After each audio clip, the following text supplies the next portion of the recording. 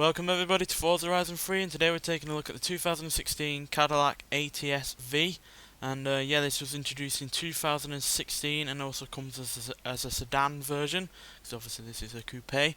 And yeah, this is a quite frankly brilliant car from Cadillac. They've really come into their own lately, and you can couple this with the CTS-V and they've got a 1-2 punch on the sports car market, quite frankly, because this is great. I think it looks really solid. I prefer the front to the back, but in total it looks pretty awesome nonetheless, though I hope they do eventually move away from this kind of angular design, because it's been a while since this whole design came about, and I think they can quite frankly do better now after so long. But it still looks pretty good, certainly a bit more lively than the European rivals. Interior wise, well, it's got everything here that you'd expect, but it looks a little bit bland and a little bit down on yeah, more European kind of cars. But like I said, it's all here. The only problem I have with this is the digital gauges look a bit old-fashioned. I personally thought they were analog at first, and then I realised that they weren't there when you had the engine off. But yeah, it's still a practical coupe nonetheless as well. Seats in the back, a sizable enough boot, which you can't really moan at. It is a coupe. You're bound to expect a little bit of less practicality, but where this car really comes into its own is with the engine. It's a 3.6 litre twin turbocharged double overhead cam V6 engine, and it produces a healthy 464 horsepower, 444 pounds-feet of torque, which is pretty damn good, especially from Cadillac, who are usually used to using V8s, especially in their top of the range models. And even though it's nowhere near as powerful as the CTS-V with that Corvette engine, this is obviously a lot cheaper and a lot smaller as well. It only weighs 3,700 pounds, which is like 400 pounds less than that CTS-V. So yeah, it's not got that much weight to carry around, so therefore it can use all that power all it can. And it's got a really good suspension on it as well. It's got magnetical, I can't say that word, but it's basically where you have magnets in the suspension, and you can press a button and it will firm up the suspension and make it a lot sportier, or turn it off and make it a lot comfier. And yeah, as a result, it also handles really well. It's really well balanced as well. It's only 51% weight at the front and 49% at the back, so it's practically 50-50 weight distribution, which is not something that we've always had with Cadillacs. And yeah, that means that it's also a good driving car. So let's take it out there and see what it can do. Alright, let's see what this Caddy can do.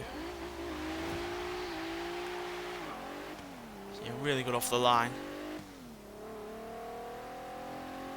And even though it does sound like a typical V6, and I usually would prefer a V8, I still think this V6 sounds pretty decent, even with those twin turbochargers sucking away at the air.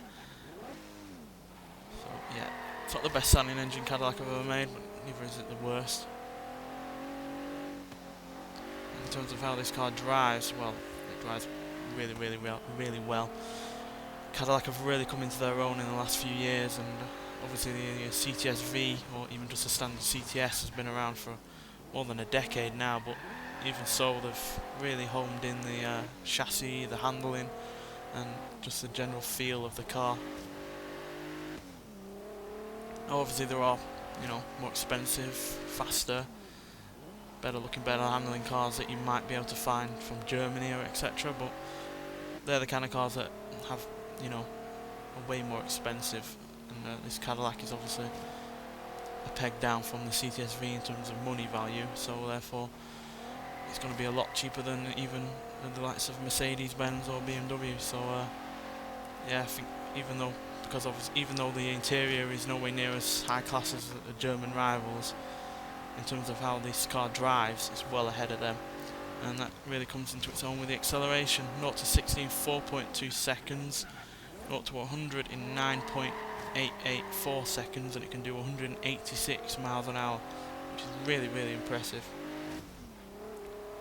And it's made all the better by the fact that it handles really well, and you don't have to, you know, be scared at your wits about it, because it just really does hold its own. Well, that's not to say it's boring, because it isn't. Because you can, and you ask it to have fun.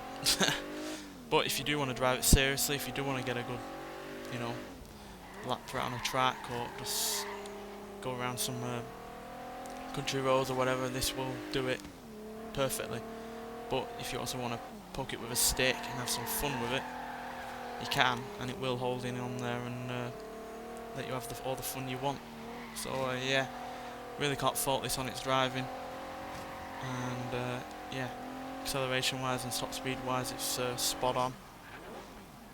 The only real problem I have with this, the interior looks a little bit on the cheap side, but then again it is a lot cheaper than a lot of its rivals, and no slower either. I've even heard 0 to 60 times to 3.7 seconds, which either means this game's wrong or those people have gotten better launches or whatever. But either way, this is still a quick car, and if it is 0 to 60 in 3.7 seconds, that puts it only 0.2 of a second behind the CTS-V, which kind of just shows how good this car really is to only be that far behind a car with far more power. So yeah, really like it, really impressed with what Cadillac are doing at the moment, and I hope they continue on this successful road, because they've proven that they are capable of making quick, luxurious cars, and this is just another part of that proof. Anyway, thanks for watching, and I'll see you in the next one. Bye.